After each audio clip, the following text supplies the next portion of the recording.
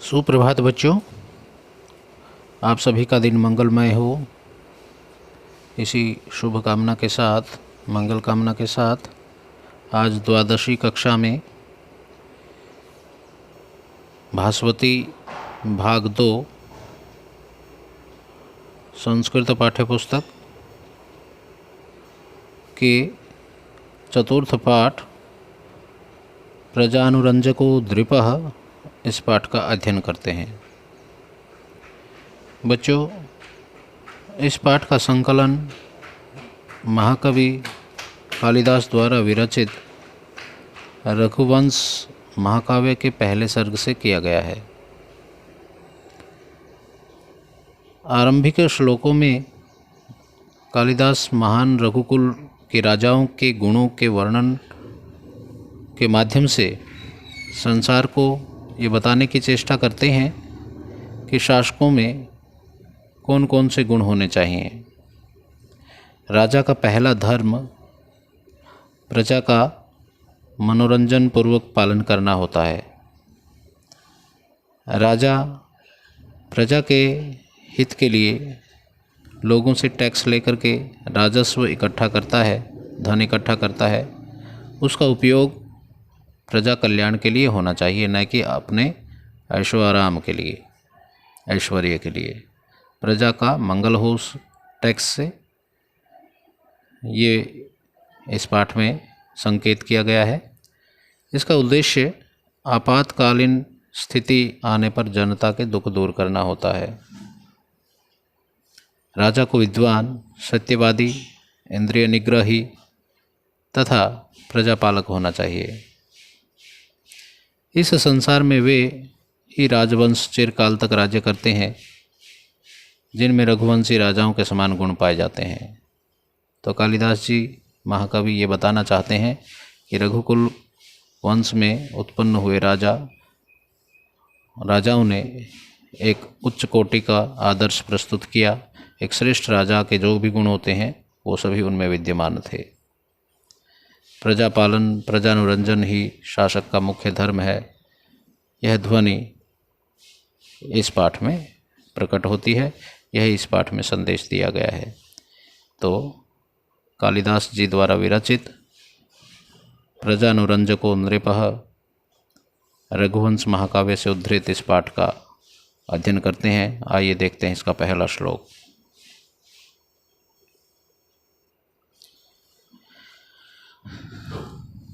त्यागाय संभृत्तानां सत्याय मितभाषिणां यशसे विजिगूषणां प्रजायै गृहं मेधिनां।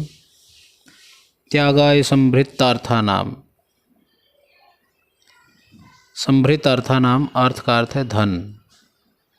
संभृत का अर्थ है इकट्ठा करना, भरण पोषण करना।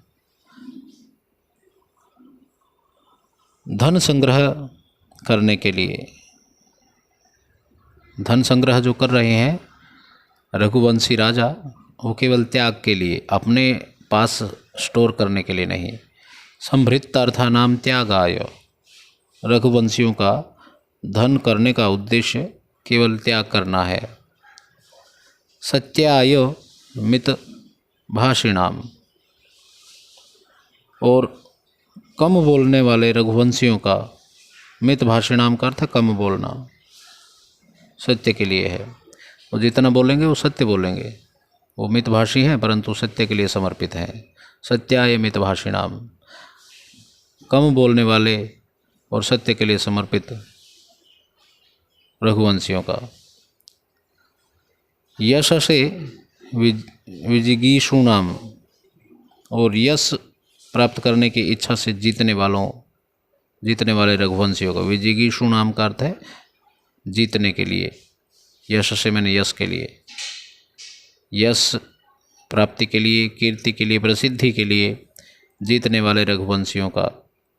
और प्रजायै गृहं मेधिनाम, तथा प्रजा के लिए गृह मेधिनाम, घर को बढ़ाने वालों का, यानी अपने कुल का, अपने वंश को संवर्धन करने वाले, बढ़ाने वाले, यानी विवाह कर पद्धति से अपनी वंश परंपरा को बढ़ाने वाले रघुकुल वंशियों का सब कुछ जो भी है वो प्रजा के लिए होता है।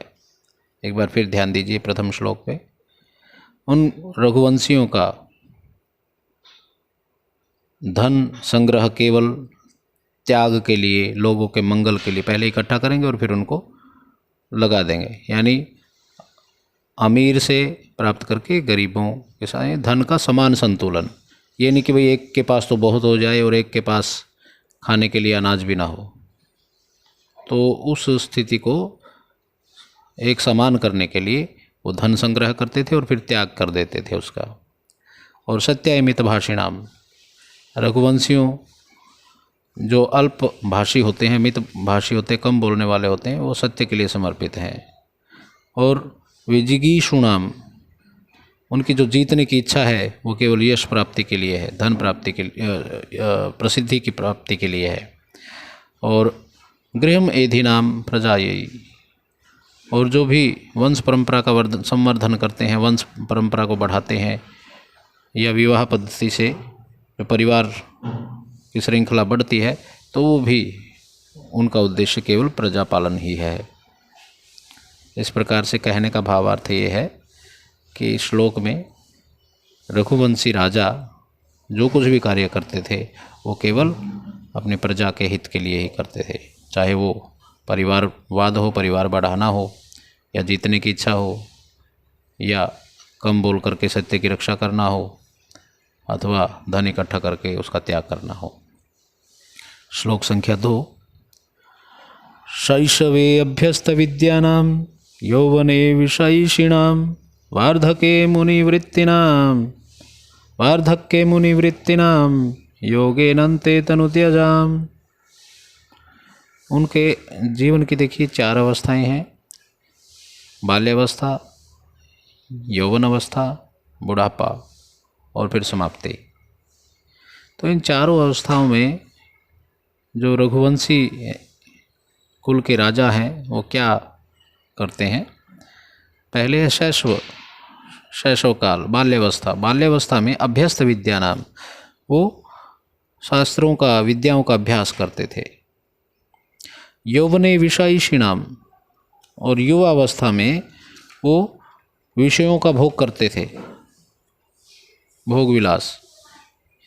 बचपन में शास्त्र विद्या का अध्ययन करना, युवावस्था में विषयों का उपभोग करना, वार्धक यानी वृद्धावस्था में मुनिवृत्ति नाम, मुनियों के समान आचरण करना, ऋषियों के समान आचरण करते थे। और योगेन अंते मैंने अंत में, वृद्धावस्था के अंत में योग से तनु तेजाम, अपने शरीर का त्यज करते त्याग कर देते थे। बाल्यावस्था में सभी शास्त्र विद्याओं का, वेद विद्याओं का अध्ययन करते थे। युवावस्था में विषयों का उपभोग करते थे। वृद्धावस्था में मुनियों के समान व्यवहार करते थे। और अंतिम अवस्था में योग से अपने शरीर का त्याग कर देते थे। ऐसे थे हमारे रघुकुल के राजा। अब महाकवि कालिदास श्लोक में, इस श्लोक को बताते हुए अपने आप को भी हाईलाइट कर रहे हैं। वक्षे का अर्थ मैं बताता हूँ। वक्षे सेकंड शब्द आया इसमें। रघुणाम अन्वयम वक्षे तनुवाग विभुओपि सन् तदनुगणै कर्णमागत्य चापल्याय प्रचोदितः। रघुणाम अन्वयम वक्षे मैं बताऊंगा, मैं बता रहा हूँ, मैं कह रहा हूँ। ये कालिदास के लिए वक्षे शब्द है। अगर पूछा जाए अत्र अस्मिन् श्लोके वक्षे इति पदम कस्मै प्रयुक्तम, वस्मै इति धातु पदम, ये धातु रूप है, उत्तम पुरुष एक वचन है वच धातु का। तो ये कालिदास के लिए आया है, कवि के लिए आया, जो इस पाठ के रचयिता हैं। मैं रघुकुल वालों के कुल का, रघुनाम अन्वयम, अन्वयम मैंने वंश, कुल, परिवार, मैं रघुवंशियों के कुल का वक्ष मैंने बखान करूँगा। तनु वाग विभुओ पिसन, शब्दों की मेरी वाणी में, वाक मैंने वाणी में, मेरी वाणी में शब्दों का वैभव होने के कारण मैं रघुकुल वंश का वर्णन करता हूँ। तद्गुणैकर्णम आगत्य चापल्लाय प्रचोदितः। उनके गुणों को कर्णम आगत्य, कान में आने पर, कान में उनके गुणों का प्राप्ति होने पर, यानी उनकी चर्चा की जानकारी होने पर, उनके गुणों की जानकारी होने पर के कारण, चापलाए मैंने चंचलता के कारण, प्रचोदितः मैं प्रेरित हो रहा हूँ। उनके गुणों का बखान करने के लिए मैं चपलतापूर्वक प्रेरित हो गया हूँ। और तनुवाक विभव भी, शब्दों का थोड़ा सा वैभव होते हुए भी, यानी वाणी की संपन्नता होने पर भी, यानी मैं काव्य करने की सामर्थ्य रखता हूँ, शब्दों की सामर्थ्य रखता हूँ, तो तनुवाक विभव भी, मैं शारीरिक वाणी का वैभव प्राप्त होने पर मैं अब रघुकुल वंश का वर्णन करता हूँ। रघुनाम अन्वयम वक्षे। यह श्लोक नंबर 3। श्लोक संख्या 4। वैवस्वतो मनुर्नाम माननीयो मनीषिणाम आसीत् महीक्षितामाद्य प्रणवश्छन्दसामिव। इसमें बताया गया है कि सबसे पहले जो राजा है वो कैसे थे, कौन हुए। तो वैवस्वत मनु ये नाम है सबसे पहले राजा का। वैवस्वत मनुर नाम, वैवस्वत मनु नाम के एक माननीय और मनीषी नाम, जो विद्वान लोगों में पूजनीय थे, माननीय थे, सम्माननीय थे, ऐसे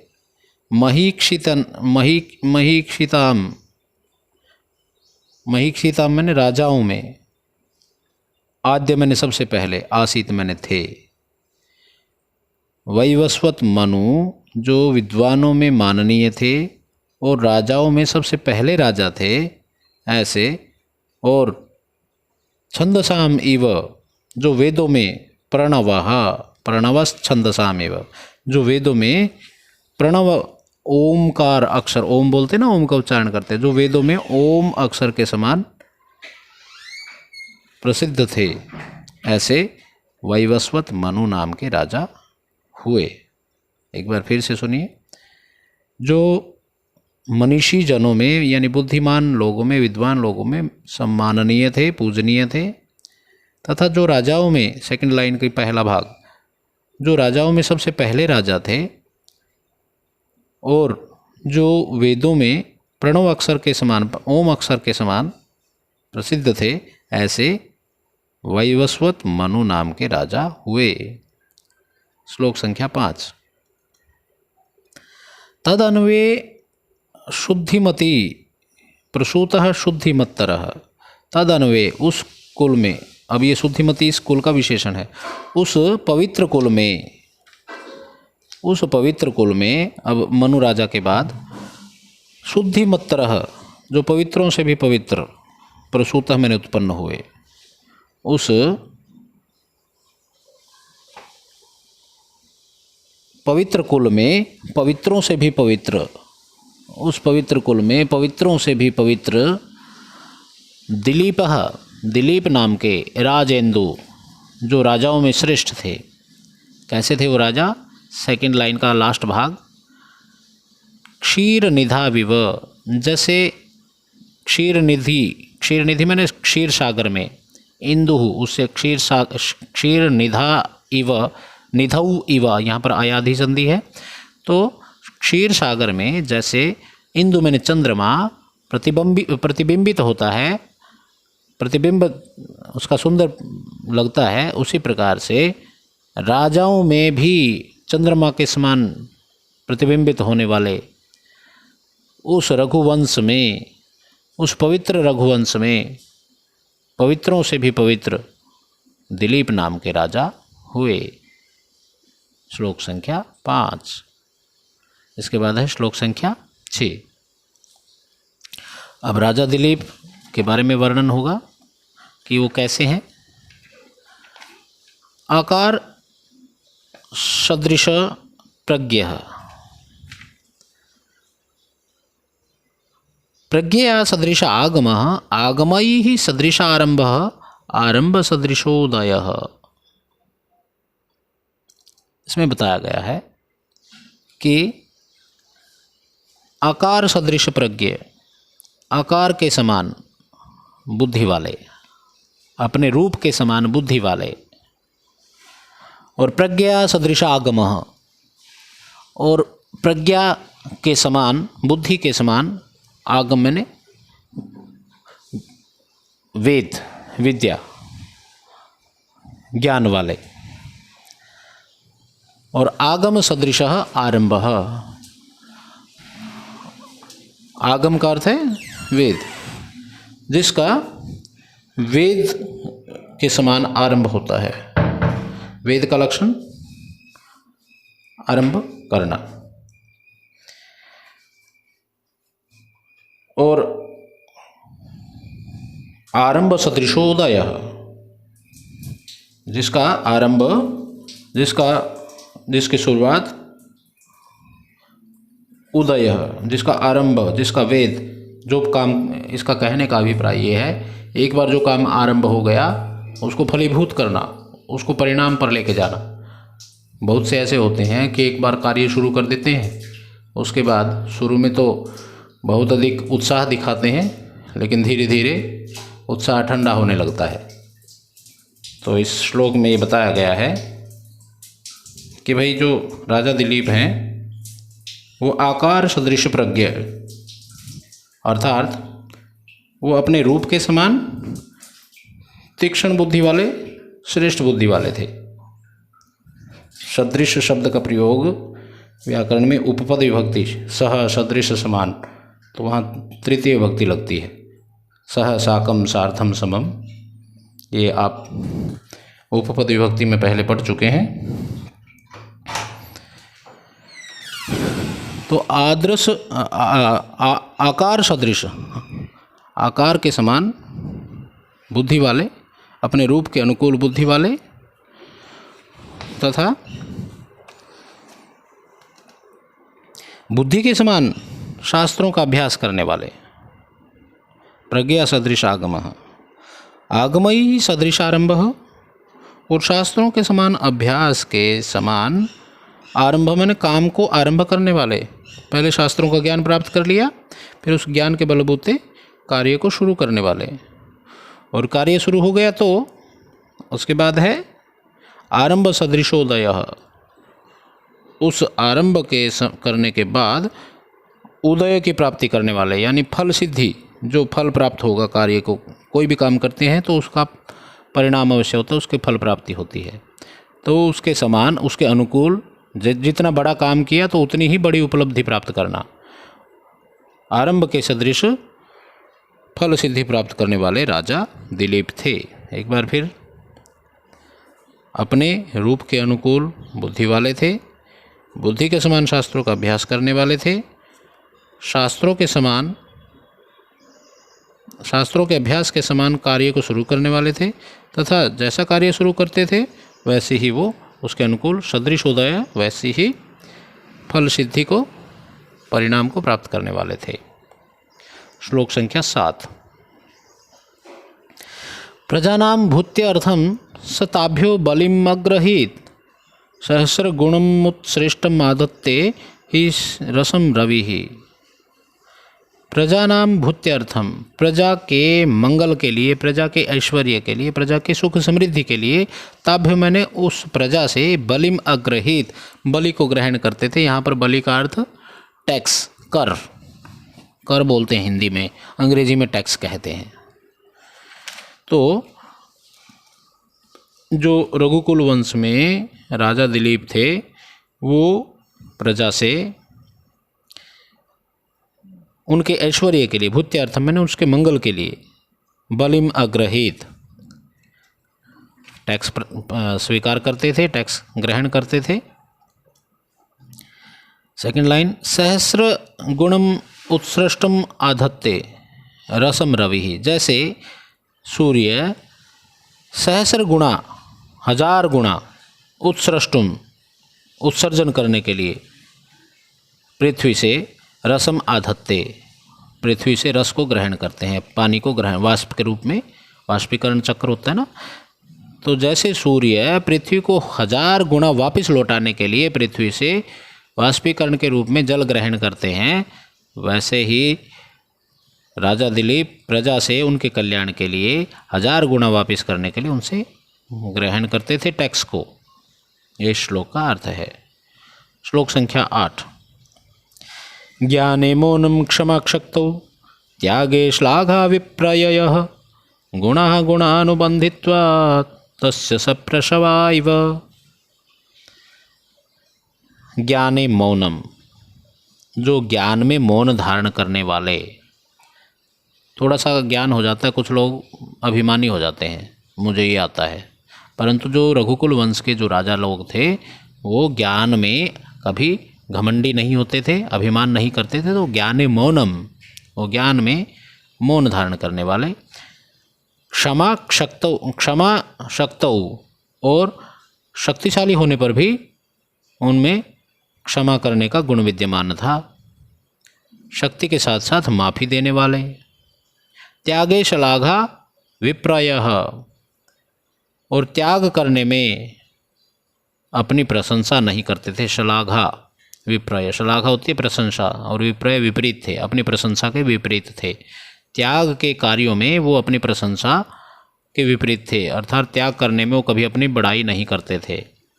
गुणानुबंधित्वात्, ज्ञान आदि गुणों का अनुबंधन होने के कारण, उनके अनुकरण करने के कारण वो सप्रसवायुतस्य, उन गुणों के ऐसे ही थे जैसे कि सगे भाई हों। सप्रसव, जिसका प्रसव एक साथ हुआ हो, एक ही उदर से, एक ही पेट से, जो एक पेट के जाए बोलते हैं ना उसको, भाई सहोदर। तो वो गुण जो उसके अंदर विद्यमान थे, वो ज्ञान आदि जो गुण सद्गुणों का अनुकरण करने के कारण, उनके गुण अनुबंधित्वात्, अनुबंधन होने के कारण, सहोदर सप्रसवायु, सगे भाई के समान थे। उसका गुणों के साथ ऐसा ही नाता था जैसे कि सगे भाई के साथ नाता होता है। कहने का भाव ये है।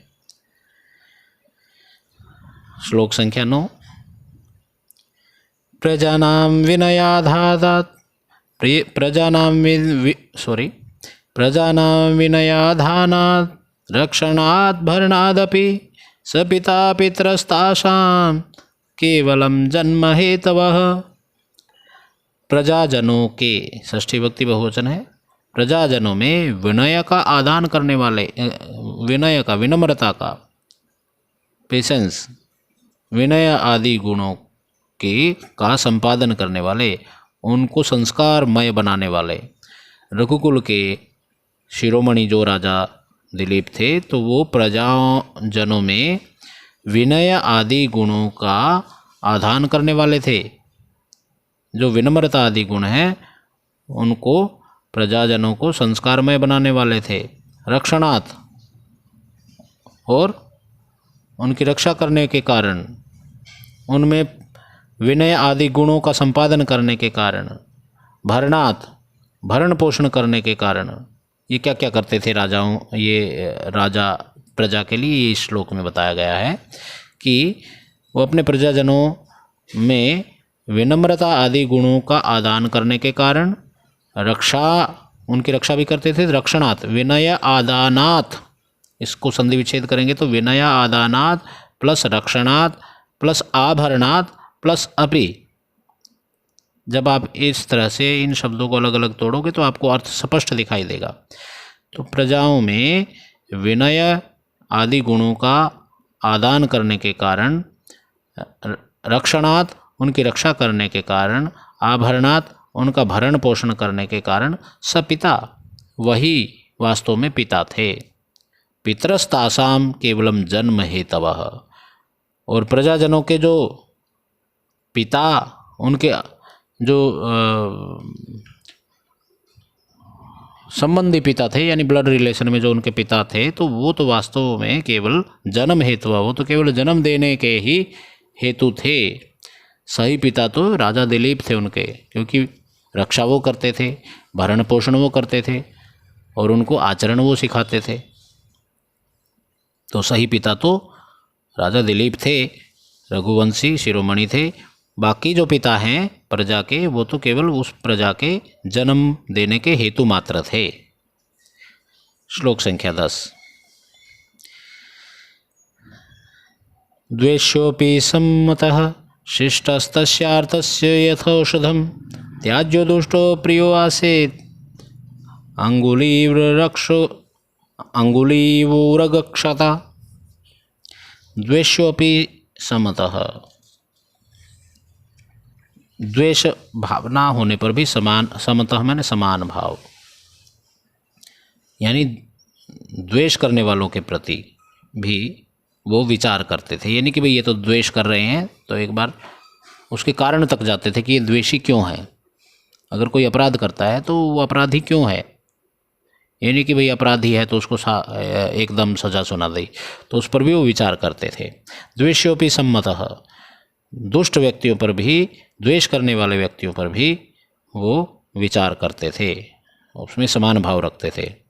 शिष्टस्तस्य आर्तस्य यथौषधम, और जो अत्यधिक शिष्टता संस्कार, शिष्टता के कारण जो आर्तस्य, आर्त होते हैं दुखी, शिष्टता के कारण जो पीड़ित हुए, शिष्टता के कारण जो दुखी लोग थे, उनको वो उनके कष्टों को औषधि के समान, यथौषधम जैसे औषधि उनके कष्टों को दूर करती है, वो उनके कष्टों को दूर करते थे। और त्याज्य दुष्टों, और जो त्याज्य दुष्टों प्रियो, और जो प्रिय होने पर भी जो दुष्टता का काम करते थे उनको भी वो त्याज्य मैंने त्याग करते थे। कैसे त्याग करते थे, जैसे अंगुली इव उरग क्षता, इस शब्द को जब तक संधि विच्छेद नहीं करोगे, 10वें श्लोक का जो अंतिम शब्द है बड़ा सारा, देखिए, प्रियो जमा अपि जमा आसीत जमा अंगुली जमा इव जमा उरग क्षता। प्रिय मैंने जो प्यारा है, और इससे पहले लिखा है दुष्ट है, प्यारा तो है लेकिन दुष्ट है, वो त्याज्य है, वो छोड़ देना चाहिए। वो कैसे छोड़ते थे, जैसे उरग क्षता अंगुली, जैसे उरग कहते हैं सांप को, क्षता मैंने घायल की गई, क्षत की गई, क्षत विक्षत, जैसे सर्प के द्वारा, जैसे सांप के द्वारा अंगुली के काट लेने पर वो त्याज्य हो जाती है, काट कर उसको फेंक देते हैं ताकि जहर आगे ना बढ़े, विष आगे ना बढ़े, उसी प्रकार से जो प्रिय है लेकिन अगर दुष्टता का काम करता है तो वो भी उस सांप के द्वारा काटी गई उंगली के समान छोड़ने योग्य होता है। एक बार फिर ध्यान दीजिए इस श्लोक पर। जो दुष्टता करते थे, द्वेष्योपि सम्मतः, द्वेष भावना रखने वालों पर भी वो समान रूप से विचार करते थे।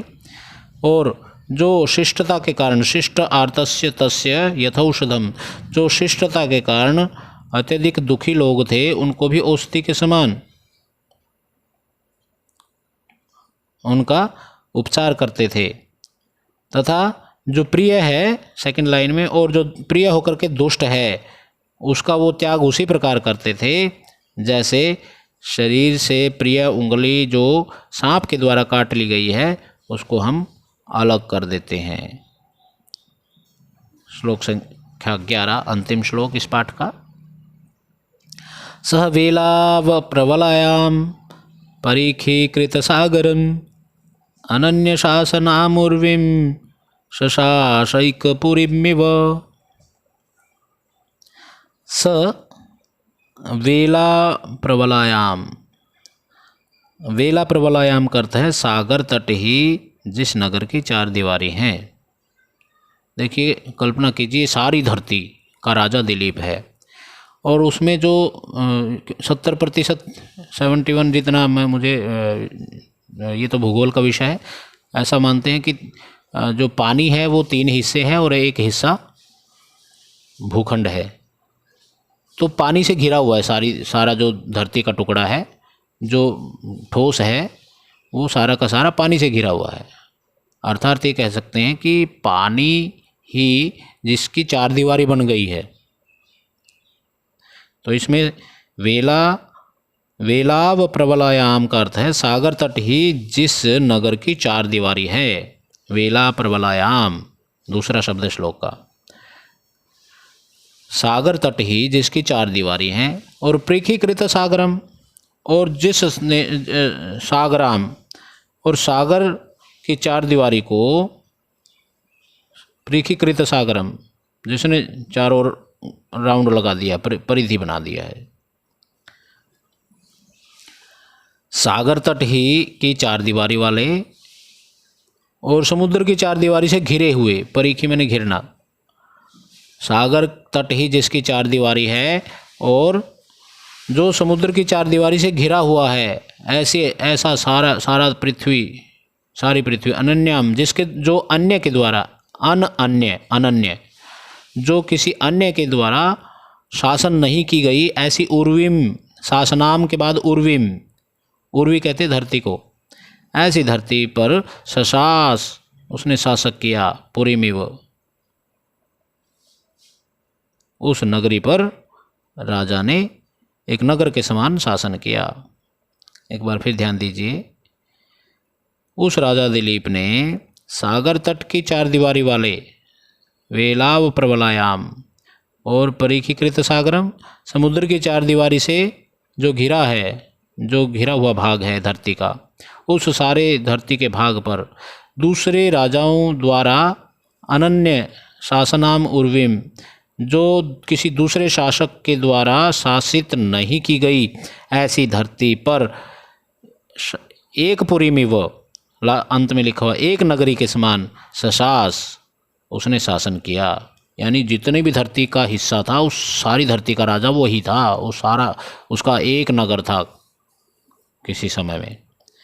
तो बच्चों, ये था पाठ आपका, और अगले पीरियड में इसका अभ्यास करेंगे।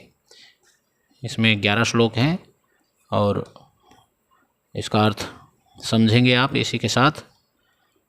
आप सभी का दिन मंगलमय हो। जय हिंद, जय भारत।